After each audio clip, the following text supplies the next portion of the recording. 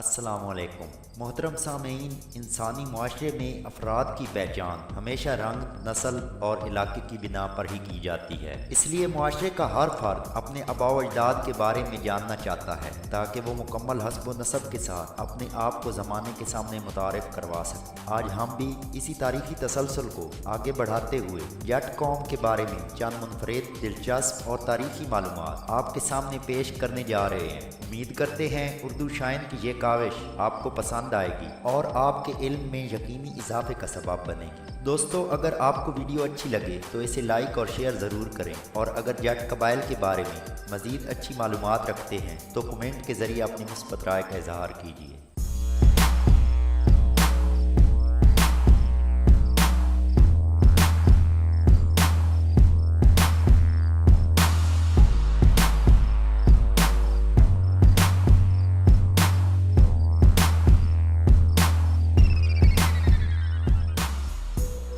ناظرین محترم، پنجاب کی سرزمین ان قدیم ترین خطوں میں سے ایک ہے جہاں پر تہذیب، سیاست اور ثقافت کے نہایت گہرے نقوش نظر آتے ہیں۔ سیاسیات عالم کی گوناگون تبدیلیوں کے باوجود یہ مردم خیز خطہ سدا بہار اور شگفتہ ہی رہا۔ یہاں ان لوگوں کے نشان باقی ہیں جنہوں نے مل بیٹھنے اور ایک دوسرے کے کام آنے کا اعلان کیا تھا۔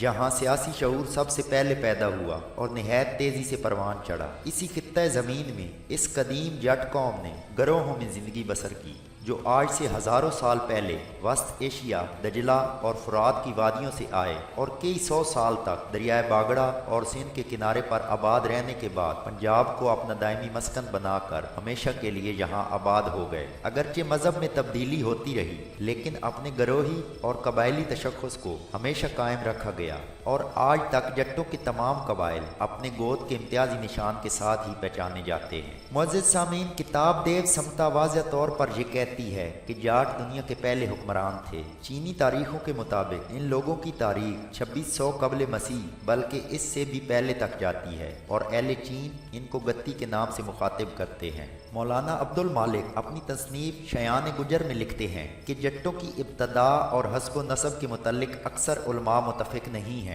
جٹ کون ہیں اور کہاں کے باسی تھے، اس کے متعلق تحقیق جاری ہے۔ کچھ علماء نے ان کو یورپ کے خانہ بدوش لکھا ہے، کچھ ان کو میسوپٹومیا کی دلدلوں کے رہنے والے بتلاتے ہیں، کچھ ان کو جٹی یا جیٹی کی اولاد بتاتے ہیں، کچھ تاریخ دان ان کو سیتی بتاتے ہیں۔ ان کو چینی زبان میں یوچی، تاتاری میں جیٹ، انگریزی میں جیٹی، پنجاب میں جاٹ اور پوٹوار میں جٹ کہا جاتا ہے۔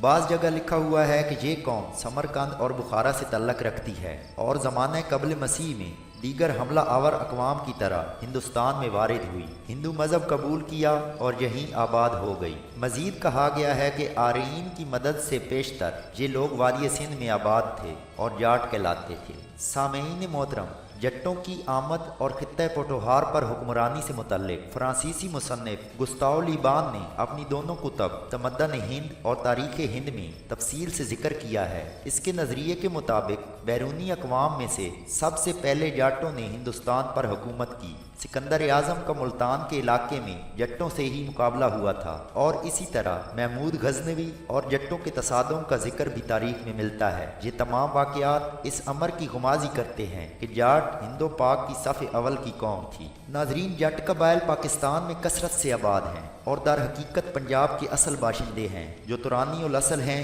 اور ان میں آریہ کا بھی اثر پایا جاتا ہے۔ اس عظیم اور قدیم قوم کے بارے میں مختلف مورخین نے مختلف نظریات پیش کیے ہیں۔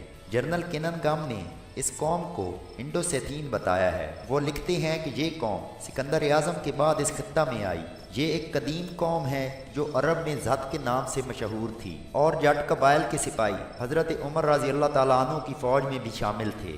یہ لوگ دراز قد ہوتے ہیں اور بدن مضبوط ہوتا ہے اور شدید قسم کے ذہین مانے جاتے ہیں۔ ان کی رنگت گندمی مائل ہوتی ہے، ان کی آنکھیں چھوٹی اور ناک خمدار ہوتی ہے، بال اکثر سیاہ ہوتے ہیں اور گالوں کی ہڈیاں کم ابھری ہوتی ہیں۔ عرب میں ایسے شخص کو جس کا قد کاٹ نمایاں ہو جٹ سے تشبیہ دی جاتی ہے۔ یہ لوگ جاٹ پور سے لے کر مغربی ہندوستان کے مالک تھے۔ آریہ قوم جٹوں کی رضامندی سے ہی ہندوستان کی حکمران بنی۔ बादशाह को ताज जट्टों के ही हाथों से मिलता था जो उसकी रियाया होती थी। प्यारे दोस्तों, चंद तारीखदानों के मुताबिक जट कौम कसाऊजी के बेटे जाट की औलाद हैं। कसाऊजी हाम बिन नूह अलैहिस्सलाम का बेटा था। जेम्स टाड के मुताबिक जट से 3 खानदान से तल्लक रखते हैं जो मांडस के फौरन बाद ही पंजाब में दाखिल हो गए थे और 1 सदी कबल मसीह में दरियाए सिंध के बेशतर इलाकों पर काबिज हो गए। ज़हीरुद्दीन बाबर के हमले के वक्त जट कौम कोय निमक में एक ताकतवर कौम की हैसियत रखते थे। बाद अज़ां जंजुआ, गक्खड़ और अवान कौमों ने जट्टों को ये इलाका छोड़ने पर मजबूर कर दिया। मिस्टर थॉमसन कहते हैं कि जट और राजपूत एक ही नस्ल से तल्लक रखते हैं और इनमें मुआशरती और कुछ मखसूस रवायात की वजह से इख्तलाफ पैदा हो गया। राजपूत राजपाट के अमूर में दिलचस्पी लेते थे, वो बेवा की शादी करना अच्छा नहीं समझते थे, और जो राजपूत ज़राअत पेशा हो गए और बेवा की शादी करना गलत नहीं समझते थे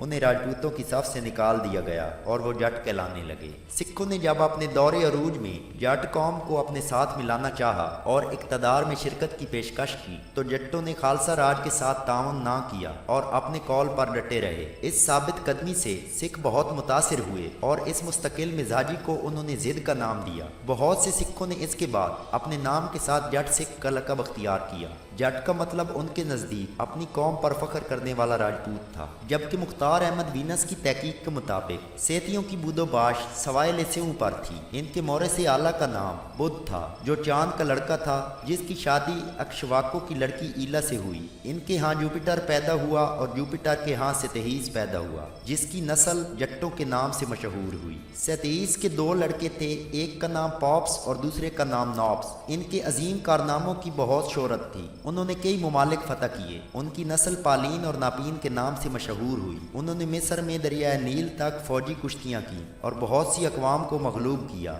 उन्होंने सेतिया नस्ल को बहरा शर्की कैप्सियन और मेचुअल झील तक वसअत दी। इस कौम में कसीर हुक्मरान पैदा हुए जिनमें साका, जेट्स और आर्या के असू जैसी कौमों की बुनियाद पड़ी। उन्होंने असीरिया और मेडिया को तख्त व ताराज किया। इसी ज़माना के करीबी अयाम में इन अक़वाम की एक जमात ने एशियाई कोचक पर अमल दखल किया और स्कैंडिनेविया में हुकूमत जमाई। बाद में इन्हीं कौमों ने कदम हिम्मत बढ़ाया और यूनान की हुकूमत का खात्मा किया। कौम 80 के एक गरोह ने बहेरा बाल्टक पर अहले रूम की कमर तोड़ दी। चुनाचे मसीह अलैहिस्सलाम से 500 साल पहले तक जट कौम स्कैंडिनेविया पर काबिज हो चुकी थी और इस कौम को जट कौम का खिताब उस वक्त हासिल हुआ जब स्कैंडिनेविया पर काबिज हुई और मुल्क कैमरक का नाम बदल कर जटलैंड रख दिया गया। सामईन मोहतरम, पाकिस्तान और हिंदुस्तान में कसरत के साथ पाया जाने वाला ये खानदान 1000 से जायद कबायली शाखें रखता है और शायद ही पाकिस्तान का कोई इलाका ऐसा हो जहाँ पर जट आबाद ना हो। जट पेशे के एतबार से ज़राअत से मुंसलिक काश्तकार लोग माने जाते हैं। ये सादा लो इंसान होते हैं और ईमानदारी इनका नस्बुलैन होता है। पाकिस्तान की ज़राअत, सनद, मईशत और सियासत में जट कौम का अहम किरदार है और ये पाकिस्तान में सबसे ज़्यादा पाई जाने वाली कौम है। नाजरीन, पाकिस्तान में इनकी आबादी 4 करोड़ के लगभग है जबकि भारत में ये आबादी 2 गुनी हो जाती है। पाकिस्तान और हिंदुस्तान में जट्टों के नामों से बहुत सी फलाई तंजीमें काम कर रही हैं और इनके नाम से मुख्तलिफ इलाकाजात भी मशहूर हैं। हीर रांझा और मिर्ज़ा साहिबा रोमानवी दास्तानें जट कौम से ही मुतल्लिक हैं। जट हरियाणवी, राजस्थानी और पंजाबी ज़बानें बोलते हैं। जट इस्लाम, हिंदू मत और सिख मत तीनों मज़ाहिब पर गामजन हैं। फिल्म इंडस्ट्री में भी जट्टों का अपना नाम और मकाम है। इसके अलावा हल चलाना इनका शौक़ होता है और अपनी जान से ज़्यादा अपनी ज़मीन और फसल से मोहब्बत करते हैं। दोस्तों, ये थी जट कौम के बारे में चंद मुख्तसर सी मालूमात। वीडियो के इख्तिताम पर एक दरख्वास्त ये है कि तारीख़ में हमेशा इख्तलाफ पाया जाता है। एक ही इंसान या कौम की तारीख़ को मौरख़ीन ने मुख्तलिफ अंदाज में बयान किया होता है। इसमें यकीनन मौरख़ीन की खुद साख्ता बातें भी शामिल होती हैं और तारीख़ कभी मुकम्मल नहीं होती। अगर हमारी वीडियो में कोई कमी रह गई हो तो कमेंट के ज़रिए हमारी इस्लाह करें। आपकी राय हमारे इल्म में इजाफे का सबब बनेगी। इसके साथ ही हमारे चैनल को सब्सक्राइब कीजिए और बेल आइकॉन को लाजमी दबाएं ताकि आने वाली तमाम वीडियोज़ आप तक सबसे पहले पहुंच सकें। वीडियो देखने का शुक्रिया। अल्लाह हाफ़िज़।